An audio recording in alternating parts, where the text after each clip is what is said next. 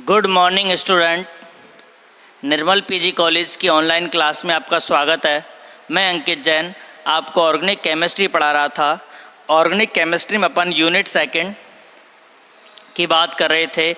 Organometallic में अपन ने organolithium, ऑर्गेनोमैग्नीशियम और ऑर्गेनोजिंक के बारे में डिस्कस कर चुके थे। उसके बाद अपन ऑर्गेनोसल्फर की बात कर रहे थे, जिसमें अपन पहला कंपाउंड स्टार्ट कर रहे थे थायोल, जिसको अपन क्या बोल सकते हैं, मरकैप्टेन बोलते हैं।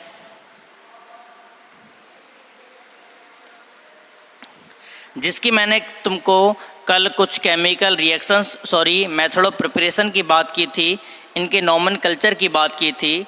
मेथड ऑफ प्रिपरेशन में अपन ने लास्ट मेथड ऑफ प्रिपरेशन पढ़ा था एल्कीन से थायोल का फॉर्मेशन। देखिए उस रिएक्शन में अपन ने क्या किया कि एल्कीन ली। मैं दूसरा एग्जांपल लेता हूँ आज, CH3 CH3 double bond CH2। इसके भी क्रिया कराई किसके साथ, H2S के साथ, in the presence of NiS। इसका नाम क्या होगा, निकिल सल्फाइड की उपस्थिति में H2S की क्रिया कराते हैं। तो देखिए मैंने कहा था इसमें कौन सी मैकेनिज्म होती है, इलेक्ट्रोफिलिक एडिशन रिएक्शन होती है। इलेक्ट्रोफिलिक एडिशन रिएक्शन रिएक्शन में क्या होगा, सबसे पहले H2S एसिड होता है जो H+ आयन डोनेट करेगा। H+ आयन डोनेट करने के बाद ये इलेक्ट्रॉन इधर भी जा सकते हैं और इधर भी जा सकते हैं। यानी अपन मान लें कि दो पाथ फॉर्म होंगे, A और B। यदि बॉन्ड A की तरफ जाएंगे तो देखिए क्या बनेगा, मैं यहाँ से बना देता हूँ। यदि बॉन्ड A पाथ फॉलो करेगा तो देखिए मैकेनिज्म A पाथ फॉलो करेगी तो क्या होगा, इलेक्ट्रॉन इधर जाएंगे तो यहाँ पर H+ अटैक करेगा और क्या बन जाएगा, CH3, और ये 3 डिग्री कार्बोकैटायन का फॉर्मेशन होगा। यदि इलेक्ट्रॉन इस कार्बन पर जाते तो देखिए क्या बनता,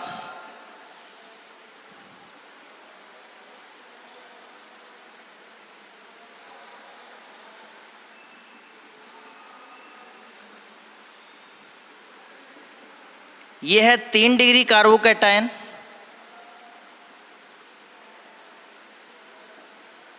और यह है 1 डिग्री कार्बोकैटायन।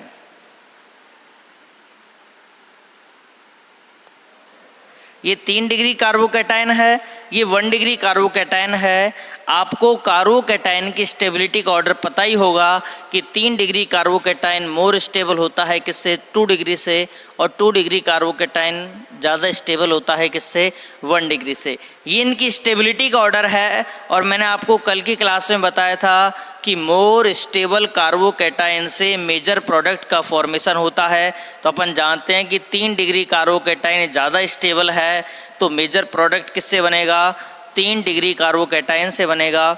मेजर प्रोडक्ट का मतलब होता है कि ऐसा प्रोडक्ट जिसकी मात्रा अपन को ज़्यादा प्राप्त होती है। नेक्स्ट स्टेप में कौन अटैक करेगा, न्यूक्लियोफाइल SH नेगेटिव।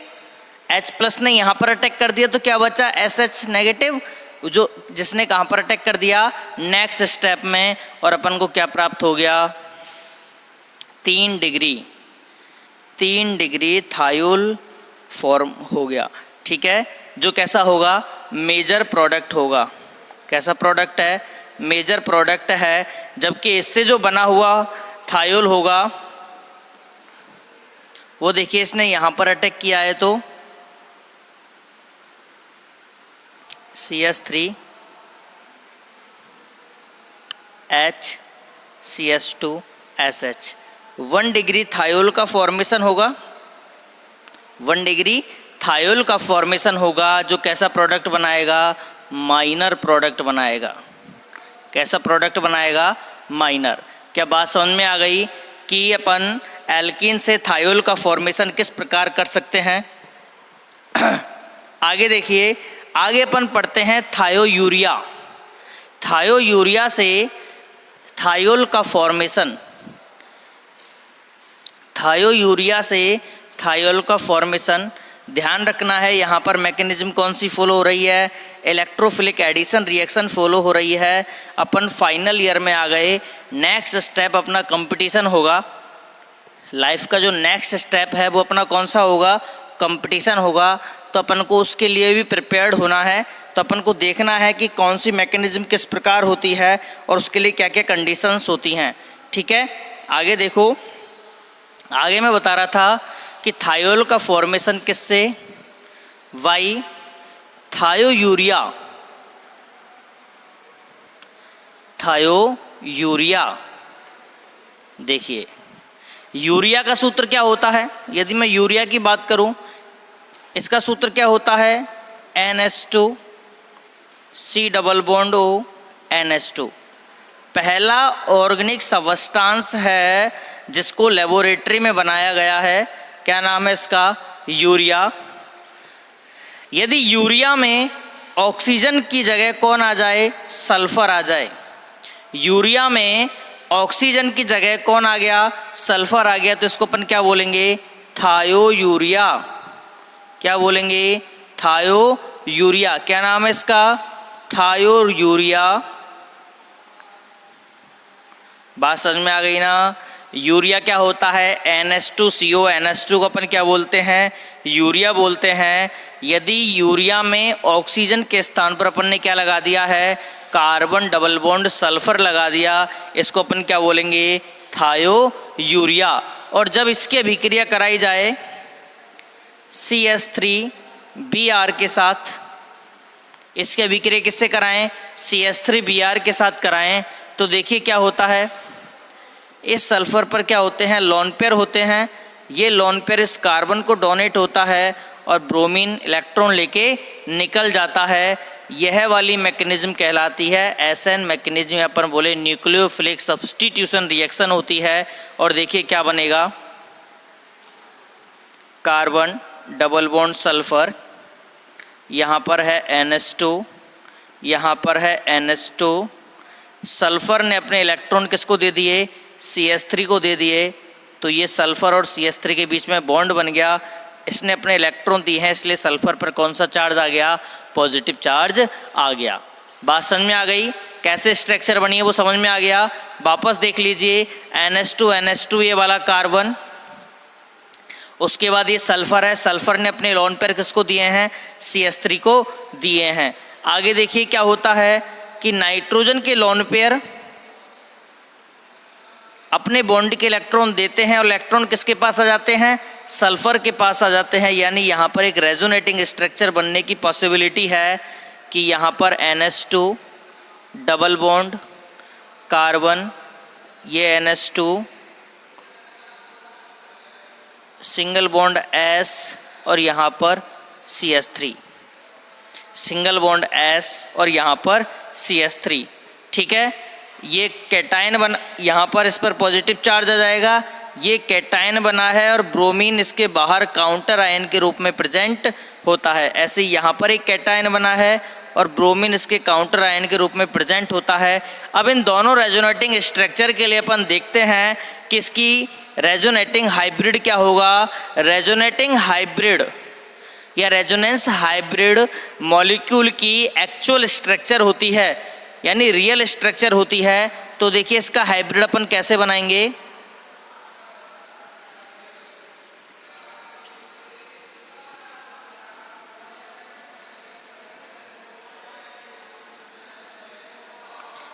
यहाँ पर तो पॉजिटिव चार्ज घूम रहा है, तो अपन पूरे हॉल पर लगा देते हैं पॉजिटिव चार्ज, और काउंटर आयन कौन हो गया, Br नेगेटिव। ये इसकी एक्चुअल स्ट्रक्चर होगी। ये जो डॉटेड है ये बता रहा है कि यहाँ पर पाई इलेक्ट्रॉन डिलोकलाइज्ड हो रहे हैं। देखिए नेक्स्ट स्टेप में अपन इसकी अभिक्रिया करा देते हैं किसके साथ, नेक्स्ट स्टेप में इस रेजोनेंस हाइब्रिड की अभिक्रिया करा देते हैं NaOH के साथ, इसका अपघटन करते हैं। तो क्या बनेगा, देखिए यहाँ से CH3 और H क्या निकल जाएगा, CH3SH निकल जाएगा। इसका नाम क्या है, CH3SH का नाम क्या है, थायोल, मिथाइल थायोल। साथ में NH2CN, साथ में क्या बनेगा NH2CN plus H2O plus NaBr। ठीक है, इसका फॉर्मेशन हो जाता है, यानी अपन ने क्या बना लिया, थायोमीथेन का फॉर्मेशन कर लिया है। एक बार वापस पूरी रिएक्शन को देखेंगे कि ये क्या है, थायोयूरिया है। थायोयूरिया से अपन क्या बना रहे हैं, थायोल बना रहे हैं। इसका नाम क्या होगा, मिथाइल मरकैप्टेन। मिथाइल मरकैप्टेन जो इसका कॉमन नेम होगा। देखिए थायोयूरिया में सबसे पहले क्या होता है, सल्फर अपने बॉन्ड के सल्फर अपने लोन पेयर किसको देता है, इस CH3 को देता है। ब्रोमीन अपने बॉन्ड के इलेक्ट्रॉन लेके निकल जाता है। ठीक है, अगली स्टेप में इस सल्फर से CH3 जुड़ गया तो सल्फर पर पॉजिटिव चार्ज आ गया। यहाँ पर पॉजिटिव चार्ज की स्टेबिलिटी कम है, इसलिए ये जो नाइट्रोजन है अपने लोन पेयर किसको दे देता है, कार्बन के यहाँ दे देता है, और ये बॉन्ड के इलेक्ट्रॉन किसके पास चले जाते हैं, सल्फर के पास चले जाते हैं। यानी यहाँ पर लोन पेयर का डीलोकलाइजेशन होता है, जिससे दो रेजोनेटिंग स्ट्रक्चर बनती हैं। रेजोनेटिंग स्ट्रक्चर से अपन क्या बना रहे हैं, रेजोनेटिंग हाइब्रिड बना रहे हैं। रेजोनेंस हाइब्रिड की अभिक्रिया अपन किससे करा दी, NaOH से करा दी। किससे करा दी, NaOH से करा दी। तो अपन का क्या बन गया, मिथाइल मरकैप्टेन बन गया। क्या मेरी बात समझ में आ गई, मिथाइल मरकैप्टेन किस प्रकार बना है, क्या ये चीज़ समझ में आ गई आपको। आगे देखिए, आगे अपन एक फ्लो चार्ट बनाते हैं जिसमें अपन सभी जितने भी अपन ने मेथड ऑफ प्रिपरेशन पढ़ा है किसका बनाने का, थायोल के बनाने का, उनको अपन एक चार्ट के रूप में लिखेंगे जैसे अपन ने पिछली बार में लिखा है। देखिए किस प्रकार क्या बना रहे हैं अपन, थायोल का फॉर्मेशन कर रहे हैं। देखिए अपन यहाँ पर लिख देते हैं RSH, ये है थायोल। अपन ने थायोल किस किस से बनाया है, अपन ने RMgX की अभिक्रिया सल्फर के साथ कराई और सेकंड स्टेप में क्या कराया, हाइड्रोलाइसिस कराया। सबसे पहले अपन ने क्या किया है, RMgX की अभिक्रिया किससे कराई, सल्फर के साथ कराई, और फिर अपन ने सेकंड स्टेप में क्या किया है, हाइड्रोलाइसिस किया है। तो अपन को क्या प्राप्त हुआ है, थायोल प्राप्त हुआ है। आगे देखिए, अपन ने CH3CH डबल बॉन्ड CH2 की अभिक्रिया किससे कराई, H2S से कराई। किसकी प्रेजेंस में, NiS की प्रेजेंस में 673 केल्विन टेम्परेचर के साथ। तो अपन का क्या बना है, थायोल का फॉर्मेशन हुआ है। किसका फॉर्मेशन हुआ है, थायोल का फॉर्मेशन हुआ है। अपन ने थायोल का फॉर्मेशन RSSR, इसका नाम क्या है, डाइसल्फाइड। थायोल का फॉर्मेशन अपन ने किससे किया है, डाइसल्फाइड से किया है। इसके लिए रिएजेंट अपन ने क्या लिया था, ZnH2SO4, जो क्या करता है, रिडक्शन करता है। क्या करता है, रिडक्शन करता है। और किसका फॉर्मेशन करता है, रिडक्शन करके किसका फॉर्मेशन करता है, थायोल का फॉर्मेशन करता है। आगे देखिए, आगे अपन ने अल्कोहल से भी थायोल का फॉर्मेशन किया है। अपन ने किससे फॉर्मेशन किया है, अल्कोहल से। अल्कोहल की अभिक्रिया कराई P2S5, इसका नाम क्या है, P2S5 का, P2S5 का नाम क्या है, फास्फोरस पेंटासल्फाइड। फास्फोरस पेंटासल्फाइड से किसकी अभिक्रिया कराई, अल्कोहल की अभिक्रिया कराई, और क्या प्राप्त हुआ, थायोल प्राप्त हुआ। क्या प्राप्त हुआ है, थायोल प्राप्त हुआ है। अपन ने CH3O SO2OK इसकी अभिक्रिया कराई किसके साथ, KSH, इसका नाम क्या है, alkyl potassium sulphate. Alkyl potassium sulphate की अभिक्रिया किसके साथ कराई, पोटेशियम हाइड्रोजन सल्फाइड के साथ कराई। तो अपन को क्या प्राप्त हुआ, थायोल प्राप्त हुआ। यदि मैं बात करूँ RCl और इसकी अभिक्रिया अपन ने किसके साथ कराई, KSH के साथ कराई, तो अपन को क्या प्राप्त हुआ है, थायोल प्राप्त हुआ है। अपन ने ये सभी क्या पढ़े हैं, अपन ने लास्ट मेथड और पढ़ा था कि किससे, थायो यूरिया से, CH3 C double bond S, इसकी अभिक्रिया अपन ने किसके साथ कराई, CH3Br के साथ कराई। सेकंड स्टेप में अपन ने क्या किया है, NaOH के साथ हाइड्रोलाइसिस किया है, NaOH के साथ क्या किया है, हाइड्रोलाइसिस किया है, और क्या प्राप्त हुआ है अपन को, इसका नाम क्या है, थायो यूरिया NH2 है ना, इसका नाम क्या है, थायो यूरिया। और थायो यूरिया की अभिक्रिया CH3Br के साथ कराई और साथ रिएजेंट क्या लिया है, सेकेंड स्टेप में NaOH और H2O हाइड्रोलाइसिस किया और क्या प्राप्त हुआ है अपन को, थायोल प्राप्त हुआ है। ये सभी अपन ने मेथड ऑफ प्रिपरेशन की बात की।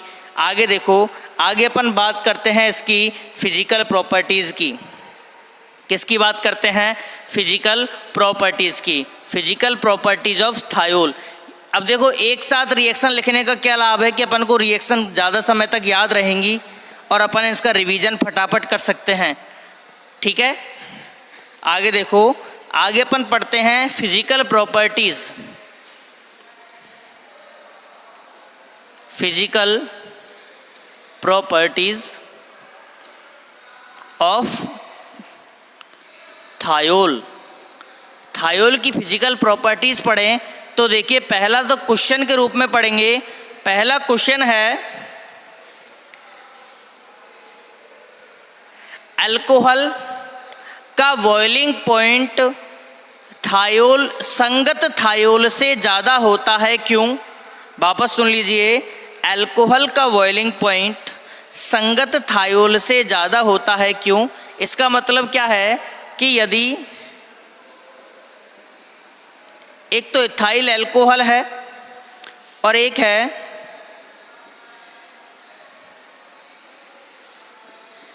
इथाइल थायोल, एक तो है इथाइल अल्कोहल और एक तरफ क्या है, इथाइल थायोल, और इनकी बॉइलिंग पॉइंट की बात करें तो मैं बोल रहा हूँ अल्कोहल का बॉइलिंग पॉइंट ज़्यादा होता है किससे, थायोल से। क्या ज़्यादा होता है, बॉइलिंग पॉइंट। देखिए, सबसे पहले अपन देखते हैं बॉइलिंग पॉइंट क्या होता है। बॉइलिंग पॉइंट होता है कि दो मॉलिक्यूल हैं, दो मॉलिक्यूल, जैसे ROH और दूसरा मॉलिक्यूल हो गया, जैसे दूसरा मॉलिक्यूल हो गया HOR, एक तीसरा मॉलिक्यूल है HOR। ये तीन मॉलिक्यूल किसके हैं, अल्कोहल के हैं। अब देखिए, बॉइलिंग पॉइंट क्या होता है, वह मिनिमम टेम्परेचर जिस पर कोई भी लिक्विड गैस में कन्वर्ट हो जाए, या अपन और अच्छे तरीके से बोलें कि वह मिनिमम टेम्परेचर जिस पर किसी लिक्विड का जो वेपर प्रेशर है वो एटमॉस्फेरिक प्रेशर के बराबर हो जाए। तो जिस ताप पर या जिस टेम्परेचर पर लिक्विड का वेपर प्रेशर एटमॉस्फेरिक प्रेशर के बराबर होगा, वह पॉइंट क्या कहलाएगा, बॉइलिंग पॉइंट कहलाएगा। ठीक है, अब देखिए, लिक्विड में अपन जानते हैं इंटरमॉलिक्यूलर फोर्स ज़्यादा होते हैं, यानी एक मॉलिक्यूल दूसरे मॉलिक्यूल से ज़्यादा बाउंड रहता है तो वह लिक्विड स्टेट होती है, और ज़्यादा बाउंड हो जाए तो वह सॉलिड स्टेट हो जाती है, और यदि लूजली बाउंड हो जाए तो, यानी ढीला रूप से बाउंड हो जाए तो वो अपन बोलते हैं गैसियस स्टेट होती है। यानी बात सिर्फ इन इंटरमॉलिक्यूलर फोर्स की है। किसकी, इंटर मॉलिक्यूलर फोर्स। अब एक चीज़ सोचो कि जिसमें इंटरमॉलिक्यूलर फोर्स ज़्यादा होगा उसका बॉइलिंग पॉइंट भी क्या होगा, ज़्यादा होगा। जिसमें इंटरमॉलिक्यूलर फोर्स ज़्यादा होगा उसका बॉइलिंग पॉइंट भी क्या होगा, ज़्यादा होगा। अब देखिए, अगर मैं बात करूँ अल्कोहल की, तो अल्कोहल में एक अल्कोहल का अल्कोहल में एक अल्कोहल का मॉलिक्यूल दूसरे अल्कोहल के मॉलिक्यूल से हाइड्रोजन बॉन्ड के रूप में क्या होता है, बाउंडेड रहता है। क्या बनता है इसमें, हाइड्रोजन बॉन्ड बनता है। हाइड्रोजन बॉन्ड कब बनेगा, जब मोर इलेक्ट्रोनेगेटिव एटम के बीच में कौन आता है, हाइड्रोजन आता है। यानी यहाँ पर ऑक्सीजन कैसा है, मोर इलेक्ट्रोनेगेटिव एटम है और उनके बीच में कौन आ गया, हाइड्रोजन आ गया। हाइड्रोजन आने के कारण इस पर पार्शियली नेगेटिव चार्ज आ जाता है और हाइड्रोजन पर क्या आ जाता है, पार्शियली पॉजिटिव चार्ज आ जाता है। और ये नेगेटिव पॉजिटिव जो अट्रैक्शन है इसको अपन क्या बोलते हैं, हाइड्रोजन बॉन्ड बोलते हैं। जबकि थायोल में ये एब्सेंट होता है, क्योंकि थायोल में जो सल्फर है उसकी इलेक्ट्रोनेगेटिविटी ऑक्सीजन से क्या होती है, कम होती है। ऑक्सीजन की इलेक्ट्रोनेगेटिविटी होती है 3.5, जबकि इसकी कितनी होती है, 2.5। यानी अल्कोहल में हाइड्रोजन बॉन्ड प्रेजेंट होते हैं, जबकि थायोल में हाइड्रोजन बॉन्ड एब्सेंट होते हैं। इसलिए जो अल्कोहल है उनका बॉइलिंग पॉइंट किससे ज़्यादा होता है, संगत थायोल से ज़्यादा होता है। बात समझ में आई क्या। इसलिए अल्कोहल का बॉइलिंग पॉइंट संगत थायोल से क्या होता है, ज़्यादा होता है। देखिए वापस सुन लीजिए, जो बॉइलिंग पॉइंट है वो डिपेंड करता है किस पर, इंटरमोलिकुलर फोर्स पर। यदि मैं अल्कोहल की बात करूं तो अल्कोहल में इंटरमोलिकुलर फोर्स कौन से हैं, हाइड्रोजन बॉन्ड। हाइड्रोजन बॉन्ड क्यों बना, क्योंकि यहाँ पर जो ऑक्सीजन है वो हाईली इलेक्ट्रोनेगेटिव एलिमेंट है और हाई इलेक्ट्रोनेगेटिव एलिमेंट के बीच में यदि हाइड्रोजन आ जाए तो वहाँ पर एक अट्रैक्टिव फोर्स जनरेट हो जाता है, क्योंकि हाइड्रोजन कौन सी रहेगी, पॉजिटिव रहेगी। इस अट्रैक्टिव फोर्स को अपन क्या बोलते हैं, हाइड्रोजन बॉन्ड बोलते हैं। ठीक है। जबकि यहाँ पर अपन देखें कि यहाँ पर क्या है, सल्फर है, लेकिन सल्फर क्या है, लेस इलेक्ट्रोनेगेटिव एलिमेंट है, किससे, ऑक्सीजन से। ठीक है। तो हाइड्रोजन बॉन्ड के लिए इन एलिमेंट का होना ज़रूरी है, या तो क्या हो, फ्लोरीन हो, या ऑक्सीजन हो, या हो नाइट्रोजन। इन तीनों एलिमेंट के बीच में यदि कौन आ जाए, हाइड्रोजन आ जाए, इन तीनों एलिमेंट के बीच में यदि कोई हाइड्रोजन आ जाती है तो वहाँ पर हाइड्रोजन बॉन्ड बन जाता है। इसलिए अपन बता सकते हैं कि जो अल्कोहल है उसका बॉइलिंग पॉइंट किससे ज़्यादा होगा, थायोल से ज़्यादा होगा, क्योंकि थायोल में हाइड्रोजन बॉन्ड एब्सेंट होते हैं। क्या मेरी बात समझ में आ रही है। अब देखिए, जो हाइड्रोजन बॉन्ड है वो डिपेंड करता है कि ऑक्सीजन के बीच में हाइड्रोजन आनी चाहिए। अब देखिए, जो आर ग्रुप है वो क्या है, अल्काइल ग्रुप, हाइड्रोफोबिक पार्ट होता है ये आर। यानी नंबर ऑफ कार्बन बढ़ने के साथ साथ हाइड्रोजन बॉन्ड क्या हो जाते हैं, कमज़ोर हो जाते हैं। नंबर ऑफ आर यानी अल्काइल ग्रुप बढ़ने के साथ साथ हाइड्रोजन बॉन्ड क्या हो जाते हैं, कमज़ोर हो जाते हैं, क्योंकि ऑक्सीजन को उतने हाइड्रोजन बाउंड होने के लिए अवेलेबल नहीं हो पाते, वहाँ पर रिपल्सिव फोर्स डोमिनेंट हो जाता है। इसलिए यदि दोनों में अपन क्या बढ़ा दें, अल्काइल ग्रुप बढ़ा दें, यानी यहाँ पर अपन क्या ले लें, CH3 CH2 CH2 CH2, 4 carbon का ले लें और संगति क्या ले लें, थायोल ले लें,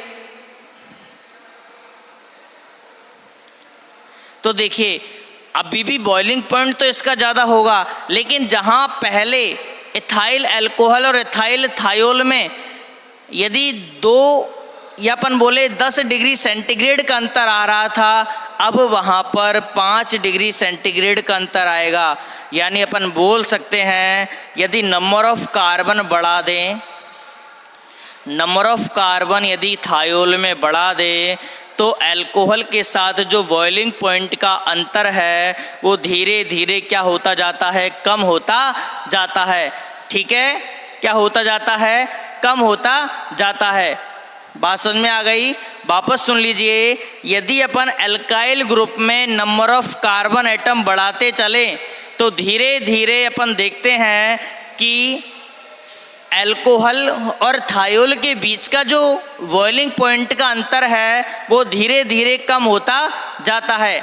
और ध्यान रखना, यदि कंपैरिजन आ जाए कि 4 डिग्री का 4 कार्बन श्रृंखला वाला थायोल है और अगला आ जाए कि CH2SH 2 कार्बन वाला थायोल है, इन दोनों में से बॉइलिंग पॉइंट किसका ज़्यादा होगा? तो अपन बताएंगे जिसमें नंबर ऑफ कार्बन एटम ज़्यादा हैं उसका बॉइलिंग पॉइंट ज़्यादा होता है। वापस सुन लीजिए, यदि आ जाए ब्यूटाइल थायोल और यहाँ पर आ जाए इथाइल थायोल, या मैं बोलूँ ब्यूटेन थायोल और एथेन थायोल में से बॉइलिंग पॉइंट किसका ज़्यादा होगा? तो याद रखना कि नंबर ऑफ कार्बन बढ़ने के साथ साथ number of carbon in the alkyl chain बढ़ने के साथ साथ इनके बॉइलिंग पॉइंट भी क्या हो जाते हैं? बढ़ जाते हैं। क्यों बढ़ते हैं? क्योंकि ये दूसरे मॉलिक्यूल के साथ क्या बनाता है? वांडरवाल फोर्सेज बनाते हैं। क्या बनाते हैं?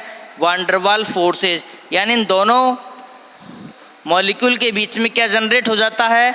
Van der Waal force of attraction generate हो जाता है। यानी यहाँ पर अब नया एक या अपन बोले एडिशनल इंटरमोलिकुलर फोर्स जनरेट हो गया। तो अब इसको तोड़ने के लिए ज़्यादा एनर्जी की रिक्वायरमेंट होगी, और जितनी ज़्यादा एनर्जी की रिक्वायरमेंट होगी उतना ज़्यादा अपन को टेम्परेचर देना पड़ेगा, और जितना ज़्यादा अपन को टेम्परेचर करना पड़ेगा तो अपन बोल सकते हैं बॉइलिंग पॉइंट भी क्या हो जाएगा? ज़्यादा हो जाएगा। क्या बात समझ में आ रही है मेरी?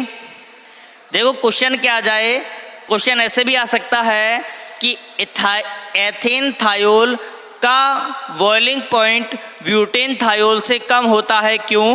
तो आपको बोलना है कि number of carbon atom in the alkyl chain में नंबर ऑफ कार्बन एटम बढ़ने के साथ साथ वांडरवाल फोर्स ऑफ अट्रैक्शन बढ़ते हैं, जिससे ब्यूटाइल थायोल या ब्यूटेन थायोल का बॉइलिंग पॉइंट किससे ज़्यादा होता है? एथेन थायोल से ज़्यादा होता है। यदि आपको क्वेश्चन आ जाए, देखिए CH3 CH CH3 CH2 SH, एक आ जाए CH3 CH2 CH2 CH2 SH। यानी यहाँ पर तो ब्रांच थायोल है और यहाँ पर कैसा है? अनब्रांच थायोल है। यहाँ पर ब्रांच है इस थायोल में, जबकि यहाँ पर ब्रांच नहीं है। तो याद रखना, यदि इन दोनों के बॉइलिंग पॉइंट का कंपैरिजन करें तो जो अनब्रांच थायोल होता है उसका बॉइलिंग पॉइंट ज़्यादा होता है किससे? ब्रांच्ड थायोल से। वापस सुन लीजिए, यदि नंबर ऑफ कार्बन एटम दोनों में सेम है, यहाँ पर भी 4 कार्बन है और यहाँ पर भी 4 कार्बन है, और इन दोनों के बॉइलिंग पॉइंट में आपको क्या आ जाए?